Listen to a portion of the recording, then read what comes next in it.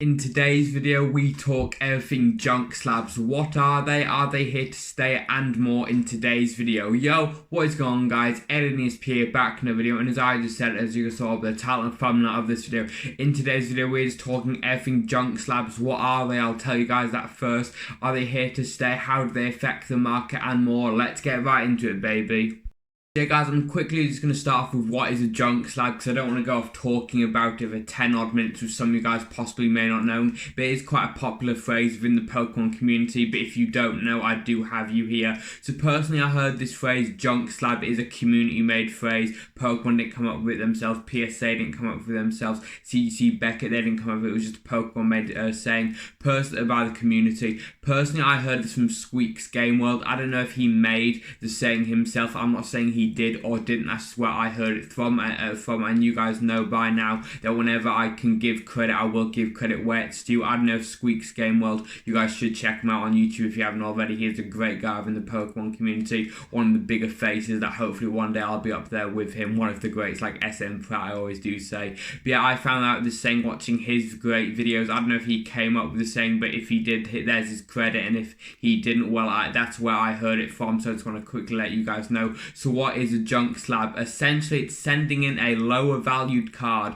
to simply flip the card based off the fact it is gained value since it is graded. That's it. So if you just take a random reverse holo Sudowoodo, send it in, let's say the reverse holo Sudowoodo previously was worth $2, you send it in, you get it back, let's say it gets a CGC 9.5, then you put it on the market asking for 50. Essentially, you've increased the amount you're asking for by a fair bit from it to $2 that I was saying. That's just a random one. I don't know if reverse holo Sudowoodos are worth around that. It's just a random card in my head.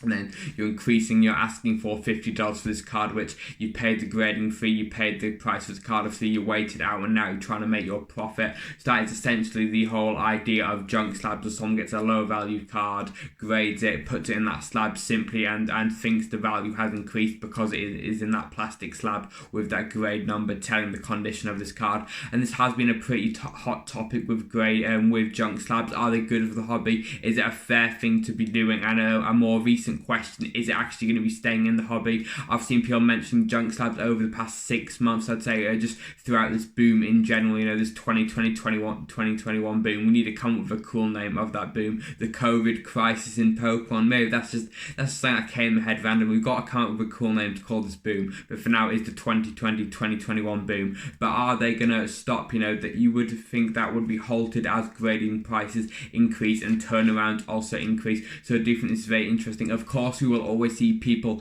mass sending in popular Pokemon. Your Charizards, your Evolutions, your Mewtwo, I'd say, is up there. Your Mew, your Pikachus, obviously. These are obviously just staples in the community, and people know people are more likely to buy these popular Pokemon because, well, they are popular at the end of the day. I didn't explain that to you guys. It is kind of obvious at the end of the day. But junk slabs with cards which aren't as popular, cards are lesser valued, as I was saying. What would I say the boundary for something called a junk slab is? Now, first of all, I just want to quickly say junk slab, in my opinion, and anyway, this is me kind of changing the meaning, if you'd like to say that. I'd say that is simply where you just simply grade the card, a lower value card, to sell. If you're grading a card, let's say Sudowoodo is one of your favorite Pokemon in there, and you want a Sudowoodo, every Sudowoodo made PSA 10, one of every design, and you go and grade your reverse holo Sudowoodo and it gets that 10, shout out, you're first of all well done, that you're very lucky to get the best grade at PSA. I wouldn't count that as a junk slab because you're putting it into your collection for the time being anyway, and you're not grading with the purpose of selling it just like that, making that quick buck. You are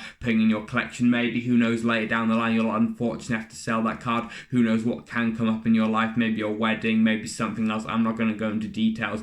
Realistically, there are infinite amount of reasons why I could sell a card. You've got a child born, debt. I'm not going to go into all that boring stuff. That's just for the adults to talk about. That I'm not here for that. I'm just here for the fun stuff like Pokemon. Yeah, junk slab, a card which has been graded just to add that value to. I think this is very interesting. Pokemon is such a big hobby as well. People are basically liking every card. It kind of is safe to assume if you get a card graded and it gets a good high grade, someone in the community will want it. That's, I think, where this idea originally came from. You grade a reverse holo Sudowoodo. There's Sudowoodo fans, Luxray trainers, the trainer fans of all the different characters. There are item fans. I'm sure there are people out there who collect one of every different kind of Pokemon Pokeball made PSA 10. Actually quite cool of a collection actually, because Pokeballs are part of the main game. When I say Pokeball, I don't just mean Pokeball, I mean Pokeball, Great Ball, Ultra Ball, Quick Ball, Low Ball, etc, etc. I'm sure there are people who do that because they are a big part of the hobby. You know, Pokeballs used to catch them in the main games. It's just like a huge phase. Everyone knows what a Pokeball looks like, whether you're in or out of Pokemon. I mean, if you're in Pokemon, of course you know what it looks like. But yeah, I do think this is very interesting. Pokemon is so big and so broad. Realistically, there is just someone who will want that card if it gets a decent grade. Obviously, you know, if you go and grade a reverse holo Sudowoodo and it gets a poor 2 PSA, it's probably not going to sell as quick, nowhere near as quick as that 10, obviously. Most people probably wouldn't want that unless it's like a PSA 2 collector. That'd actually be kind of unique. You know, everyone's chasing these 10s, you're just down here getting your 2s. That'd actually be kind of cool. But yeah, I think there are a few factors which really would, going forward, as the market gets a bit smarter with its money, which we'll get to in a bit, that will affect these junk slabs that we are calling. I think the biggest one, or one of the biggest ones, being accessibility. Let's take the, I don't know, one of the big cards from the recent sets, the Rainbow Pikachu VMAX, from one of the more recent sets, one of the more popular sets, Vid Voltage. Vid Voltage is a great set, with the creme de la creme of that set being the Rainbow Pikachu VMAX. And that card, yes, it's got a very difficult pull rate because it is a Rainbow rare, it's a VMAX as well. The pull rate, that is the rarest card from that set. However, it is very accessible. What do I mean by this? Yes, you're most likely not going to be able to go into the shop, buy one pack and pull that card from that one pack. However, if you're able to do that, shout out to you. You have fantastic luck, and that is just amazing. Whenever I talk about Rainbow Pikachu VMAX, I always see that clip of that guy on YouTube. He basically does a crush pack where he cuts the pack in half. He sees what's in it, and there's a Rainbow Pikachu VMAX which he is cut in half. That just pains me, and I think I've pained all of you guys saying that. I cannot believe someone cut a Rainbow Pikachu VMAX in half. Anyway, let's get off that topic. That is nightmare fuel right there. But Rainbow Pikachu VMAX, as hard as a card it is to pull and to break apparently, because someone's cut it with scissors, it is very accessible. What do I mean by this? You can go on plenty of websites which sell Pokemon single cards. I'm talking eBay, Troll and Toad, pretty sure they do Pokemon, TCG Play, Squeaks Game World himself, he does actually on a website, I'm not sponsored by him or anything. But yeah, all of these sites which just do Pokemon singles, most likely it's very easy to find Rainbow Pikachu VMAX. Just whack it in the search engine, you could probably find it on 9 out of 10 sites, and then just press buy, add it to cart, buy it, there you go, it's in your collection. It's a very accessible card, you know. And one thing that we did see with the illustrated Charizard and especially the Kanazawa Pikachu, these two are big hitters. These two cards were very hyped when they first released, and rightfully so. One illustrated Charizard is a Charizard card, and the artwork is pretty cool. And then the Kanazawa Pikachu, one it's a Pikachu, two it's a female Pikachu, I do believe. We don't see many female Pikachus within the TCG. You know that by the way their tail is shaped. You know the females have the heart shape, with the males having that straight. You guys know that, I'm just sure. But yeah, these two cards are very unique, and a lot of people got into it, especially when they were first announced. So people mass bought these, I would say, and mass graded them. However, one thing they didn't know at the time, these cards were mass printed. There was plenty out there. You can go on eBay, realistically, go look for your illustrated Charizard and probably find for like $10, $15, $20 maybe, at a push, $20 being the higher end cards, which would probably grade a 10 at PSA, CGC. So I do think this is very interesting. But on the opposite side, if we look at cards which are harder and more difficult and not as accessible, more limited, for example, the on the ball promos, the Eevee on the ball, Grookey on the ball, Score Bunny on the ball, and whenever Sobble does release, and the Pikachu on the ball, which will be very exclusive. Your local football team having to win a tournament, that will be very exclusive. These cards are quite exclusive. I believe they're only limited to the UK, maybe England. They are for the futsal promotion, and futsal being an English football thing, they're not going to promote that over in America because it is the English football team. Finally, over here in England, we have our exclusives. Japan get them over time, America get them occasionally, England never get them, but finally we are getting some love and attention. I'm just so happy. In case you guys don't know, you have to go into Game, which is the English version of your GameStop, or if you're in Canada, you've got EB Games. You spend, I believe it's £15 on a Pokemon TCG products that they'll just kindly throw on the ball promo depending on the time. You know, the first one was Eevee, then it was Grookey, now Score Bunny's just released, and we were waiting on Sobble. Pikachu has its own little method. I'm not going to go into that too much detail in today's video, being a lot more limited, and it's not through the Game website, through a little football tournament with your local teams, I do believe. This is very interesting, these cards are a lot more not as accessible as what I previously did say, the Rainbow Pikachu VMAX, they're a lot harder to find. You can't just go over in America, you can't go into your local shop, say I'll have one pack of that, open that pack and you'll get your Grookey on the ball. It's not like that. You can only get it through these going into games, spending the $15, as I did just say, so I do think this is very interesting. Another thing which will affect will be the times and prices of the grading service. For example, when we saw PSA close around a couple months ago, it has just reopened. Made a video on that talking about how not all their services are currently reopened, but I'm not going to go too much detail into that. That is a video possibly on its own, as I did just mention. But let's say, while PSA was closed for most of their services, no one is going to grade their reverse hollow Sudowoodo, most likely anyway. No one most likely will get their reverse hollow Sudowoodo, send it into PSA at that $300 price mark they were charging whilst they were closed for most services for that, I believe it's Super Express Plus maybe. But the point is, with these prices and turnaround times being so high, people are less likely to grade these cards. I feel like the reason why PSA suspended all their cheaper options was because they didn't want to be over flooded, because realistically the prices the grading services were realistically too low for the current demand. Previously it was $10 a card at PSA for their lowest service, and the fact you could go send a card in for $10, receive it, sell it for $100, maybe even more, the profit margins were just insane. As the profit margins increased on the market, PSA and all these other grading companies had increased their price to make it a bit more fair, because one, it makes them a bit more money, which of course, just like Mr. Krabs, they always do want and they always do like, and just make it a bit more fair. So they were kind of getting robbed, I feel like.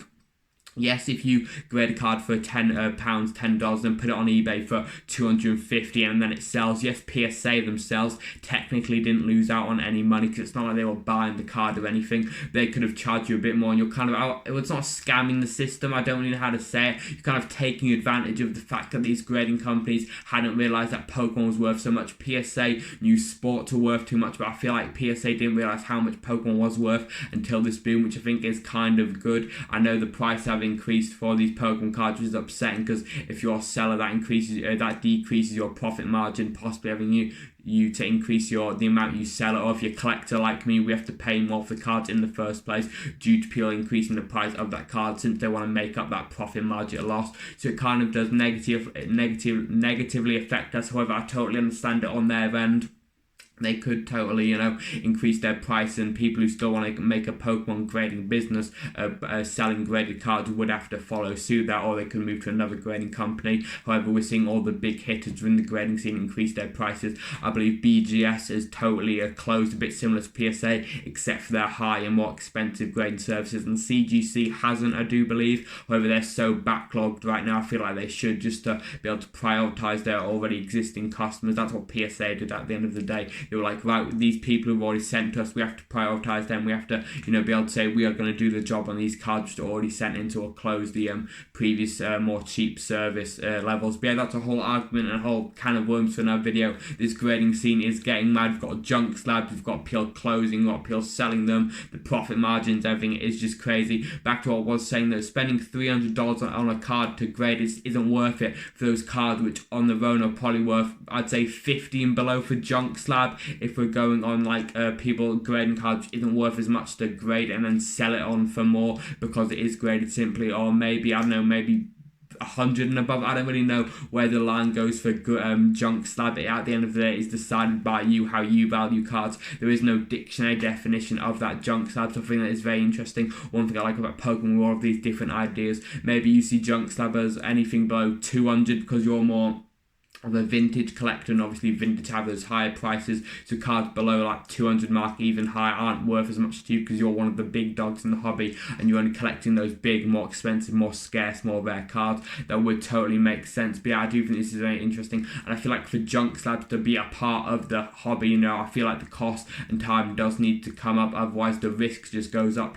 I don't think it's worth risking it getting, let's say, I don't know, a reverse hollow Sudowoodo. I know I've been targeting that reverse hollow Sudowoodo, so I also Sudowoodo collectors out there. It's one of my favorite Pokemon. I do love it, shiny. But yeah, that's just it popped in my head and we're just going to keep going with it. The risk does increase. If you do get your reverse hollow pseudo-widow, grade it for $300. That's a high grading price for a card which isn't an ultra rare or a chase card. As great as pseudo-widow is, no one that really has seen how cool it is to chase it. Unfortunately, maybe one day, hopefully, fingers crossed, to get a cool gold shiny set and that brings some attention on the pseudo-widow. Back to what I was saying, if you get your reverse hollow pseudo-widow, pay $300 to grade it, then put it on eBay for, I don't know, 500 PSA 10 reverse hollow pseudo-widow, buy it now. The risk has just gone up because the cost and time is still up there. Most likely someone isn't going to buy it because a lot of people, that card will not fit into their collection, unfortunately. Unless you find a pseudo-widow collector that is a lot more vague, it's a lot more niche, rather than, let's say, a Charizard, a Pikachu, these bigger Pokemon where more people are attracted to it, more people are collecting it. You guys will clearly see where I'm going like this. That's why I mentioned in the beginning of this video, towards the beginning anyway, people are still probably going to be grading those big cards like the Pikachu, the fan cards, because at the end of the day, you're more likely to sell it and they're worth more simply because of that factor. So I do think this is very interesting. Now, how many people can wait? I mentioned the turnaround time. That is very interesting. If people still want to be making that quick buck, the quick flip in Pokemon, then maybe grading just isn't the way to go. Maybe people will be looking at modern product day one, buying all out, shoving it on eBay, scalping it essentially at the increased price. Maybe people will be looking at singles or undervalued competitive cards, looking at cards which are very powerful, which aren't as expensive as they should be, buying it, waiting for people to realise that it's using a big tournament and then sell it at that for their increased profit.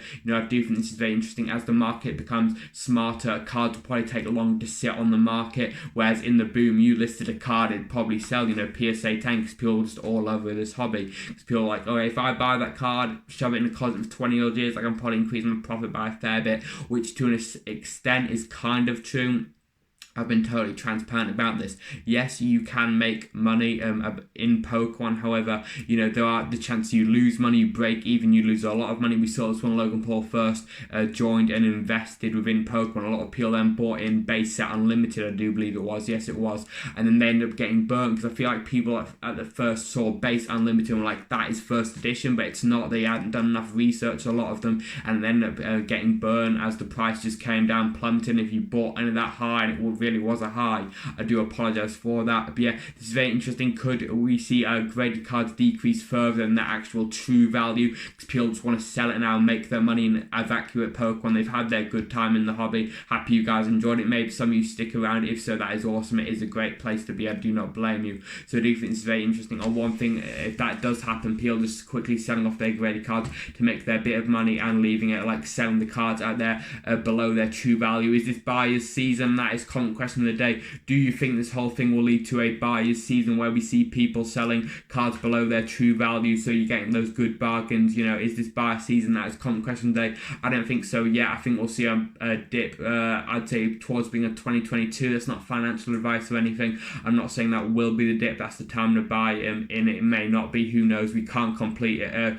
We cannot say what is going to happen. The past couple months of Pokemon has been a wild ride, and for anyone to predict, even like if you were able to predict 1 minute of the past couple months, you must be a fortune teller with a gold ball or an 8-ball, whatever they use in the movies. I don't know, because the past month Pokemon have been so crazy, and I'm just thankful I could somehow manage to keep track, but it was pretty crazy. But yeah, that is all for me in today's video. We just spoke about everything to do with Junk Slabs. Make sure to answer comment question today. I've been Alien ESP. You guys have been the best. The best views on YouTube, and I'll see you next time.